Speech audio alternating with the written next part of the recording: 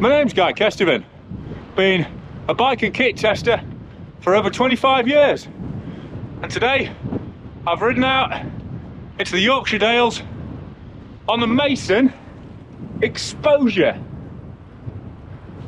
A modern masterpiece of super versatile steel all-rounder design with a beautifully delicious steel ride quality and a real backstory of the meeting of metal minds over years and years of experience. So, metal masterpiece, those are big words, and delicious ride quality and incredible versatility, and we'll get to all of those later. We have a close-up look at the bike, but on a basic structural level, you're talking about a primarily Data Zero, Data Zero Uno steel frame set with a custom machined Reynolds 653 straight gauge head tube from Bear in a 44mm diameter, custom machined dropouts to Don Mason's design, and a T47 oversized bottom bracket. But the key thing about all those elements is how they're put together. And not only is Don Mason, what I mean by that is that Don Mason has been designing bikes for 24 years. He was at Kinesis for 10 years before he set up Mason Cycles himself. But the people who built this frame, Cicli Barco in Italy, are another family business who've been going for 65 years. But they've only just started doing small batch frame building. So that's how the Mason collaboration came about. It's like, it really is a flagship product for both of them. Something Dom's been wanting to work towards for years.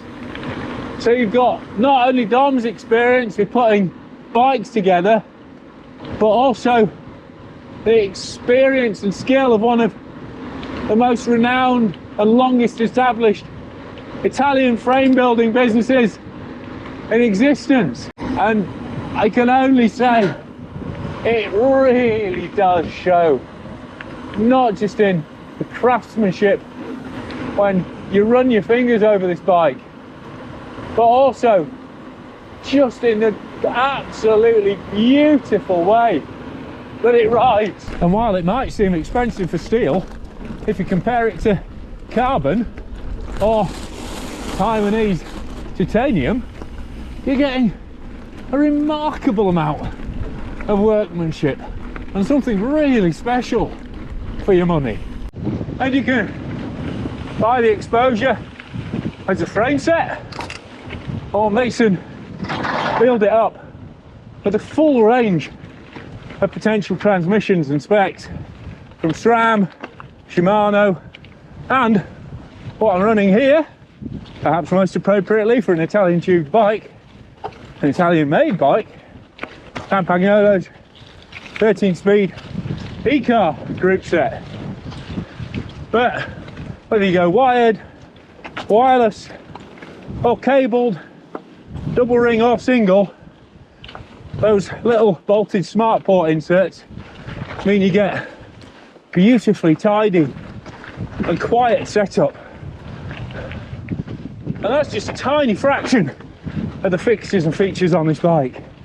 But despite the fact it's covered with more bolts than I think I've ever seen on a bike, and it's a steel frame set, Dom and Cicli have obviously worked together with all their experience to keep the ride not only a really sprightly and lively and rewarding on climbs, but even with these big 650B tyres on alloy wheels, these are mountain bike tyres, it's only just over 10 kilos in a 56, and with Hunt gravel race wheels and light Schwalbe 700 by 40 mils in, was only just over 9 kilos.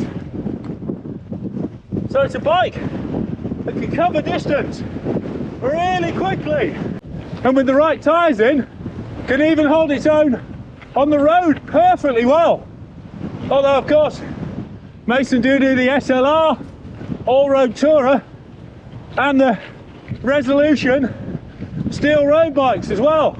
That sprightliness means it's not the most ductile or docile ride. If you want the ultimate in soft steel, but it makes it much more versatile and visceral in terms of what you can do on it. And similarly, the geometry is very balanced. If you want slacked out, longer reach, short stem, mountain bike vibe, but with drop bars. And have a look at Mason's ISO. That's the real off-road adventure bike in the range. Dozier is a much more sort of conventional gravel geometry. It's based on the aluminium bulky model. In that respect, 70.5 degree head angle, 73 degree seat angle, 56 centimetre effective top tube on this 56 centimetre size. But there are 8 sizes to choose from, so although it's not a custom steel frame, you've got really finely tunable options in terms of fit. And you know what, it's not the ISO. You can see with these 650V tyres in particular, with loads of airspace in the rubber, these Victoria cross-country tyres, it's perfectly happy. In fact, it's a right laugh on proper off-road sections. You know, certainly not afraid of a bit of single track. And these lead mines that I'm rolling through now, fittingly, have actually been used since the Roman period. So I'm on a Roman metal bike with English design, riding through metal mining works that date back to the Roman period. I don't put these together by accident, you know. And that's definitely the case with its exposure too. Literally nothing about this bike is accidental. It's all beautifully thought out and detailed. So let's have a look at that now. So I've managed to find a spot sort of out the wind up here in Nidderdale to go through the detail on this bike. So starting with this fully custom rangefinder AS fork, that's Adventure Sport. There is another rangefinder fork which is using the SLR, an all-road bike, but this is a slightly tougher fork. As you can see, 4 different cage mounts on the fork there. You've got built-in dynamo routing up there, and just details like it's so sweetly angled, so you know there's no projection on the wiring if you put it in there. There's mounts for rack, for a randonneur style rack or conventional rack. There's mudguard mounts. This f-stop axle, you can see it has replaceable terminals on it, so you can replace those if the threads get damaged somehow. It's a flat mount on the far side there for those Campag e-car brakes. And again, just look how smoothly that hose comes out of that fork leg. It's a full carbon fork, again, mudguard fixtures on there as well. You can run up to a 62mm wide mudguard with 700 by 50mm tyres, so loads of weather protection as well. And then moving on to the frame, you've got that bare 653 44mm head tube.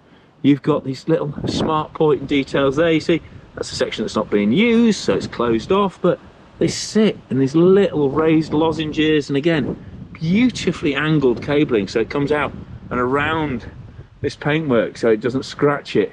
You've got fuel tank mounts. You've got 4 different mounts on there. You've got 3 on the seat tube. You've got 3 under the belly of the bike there.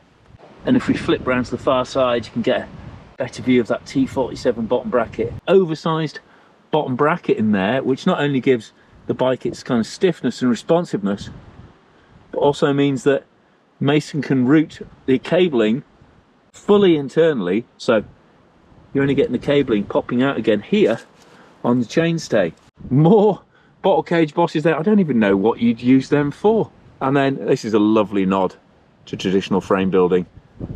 That little chain pip there to hold onto the chain when you've got the back wheel removed. Again, fully replaceable inserts there for the rear axle. And obviously on this bike, you've got this rather fantastically sculptural 13-speed Campag E-car rear meg. Moving up, you've got this. I mean, again, just look. I mean, those guys at Seekley Barco, they really know how to put a frame together beautifully. You know, this is made for smiles, not just miles, he says cheesily. But the welds and the finishing, it's all so beautifully finished off as this bike, and it's internally corrosion proofed as well. So as well as these 2 beautiful external colour options, your bike is fully protected on the inside. You've got a little Mason signature seat clamp there, and again, replaceable bolt threads on there if there's any problems. Got Mason's own carbon seat post, and then this Physic Argo saddle on top. I mean, to be honest, I think if you're buying this bike, obviously it's a real connoisseur's ride, so I think you'll have your own opinions on componentry and things like that, so I'm not going to dwell too much on those. But Mason are more than happy to work with you to you know, build your own custom bike outside what are very, very well curated complete bike options from them. They're all riders. They've got a huge community of adventure riders within the firm. It's only a small firm down on the South Downs, but they're all mad keen riders, and yeah, they genuinely, you know, it's genuinely one of those companies I have zero doubt in recommending and telling you to go and, you know, consult with them to sort out your dream ride, if that's what this exposure turns out to be, or any of the other bikes in their lineup. Right, so let's get back into the ride now. But one thing I would say, after romping down the rocks of the lead mines there, and now with the traction up here, oh, nearly, that's too much to ask for. I have to say, I'm normally much more in favour of 700C on a gravel bike, just for the speed, nothing. On the lighter stuff, they are smoother, but with the pressure right, these big 650s, this feels glorious. But overall, I mean, like I say, the ride feel of this exposure is just beautifully balanced for what it's about. Still got that zing and spring of real performance steel, and it does feel like a properly sporting bike that really helps make the most of your energy and your enthusiasm, but still got that ferrous forgiveness. But that is a really fine line to tread. I mean, it's running these Ritchie WCS carbon bars now, Venture Max, but it came with a set of new De Guerra riser bars that Don thought I'd like to try and hadn't used himself. And they're nice shape, like the coefficient bars, but really stiff. That was enough to make the front end a much less pleasant place to be. So, you know, fine tuning. The way this rides is a real art. And there's a lot of steel bikes that are very dull and depressing to ride. And what I think a lot of people won't understand is it's something that comes through a lot of experience riding bikes like this. It's just the more you muck about with them, the more bolts you put in, the more you do things like internal cable routing and more cargo fixtures. Every single time you drill a tube or you shape it, you risk really killing it. You know, really killing that essential ride vibe. So the way this is subtly shaped and ovalized and butted, beautifully crafted together, and still has this amazingly comprehensive collection of bike packing fixtures on it, really is something genuinely special. But in the same way, you need to know that fixtures can be the arch nemesis of a lovely riding frame. You also need to know that steel doesn't guarantee a good time either. Some of the most disappointing bikes I've ever ridden have been made from steel. And even the most fabled Italian names don't necessarily mean much either. I've ridden Pegorettis and Colnagos that have been massively disappointing. And I'm pretty sure that's actually heresy to say that. And anyone can put a fancy backstory to anything. I mean, you can serve up dry dog food in a bowl at a party and tell them it's organic relish. Or, you know, get snacks from the cash and carry, put them in a foil container, write on the cardboard top with your neatest deli handwriting, and say they cost you a fortune. And I've done both. But this Mason exposure really is a wonderful example of when experience, craftsmanship and collaboration all work brilliantly together. And even with 650B tyres on at proper floppy pressures, you can appreciate all that work that's gone in. It still flows and rolls remarkably well. But that isn't going to just stop me going to get a pie at Kendall's to make sure I get home okay. And while I'm not going to start the whole gravel bike versus mountain bike argument here again, I have to say there is something really nice about all the different hand positions you get from drop bars, and certainly when you're on faster, smoother sections and you can make that aero work. You know, it's a really good way to ride.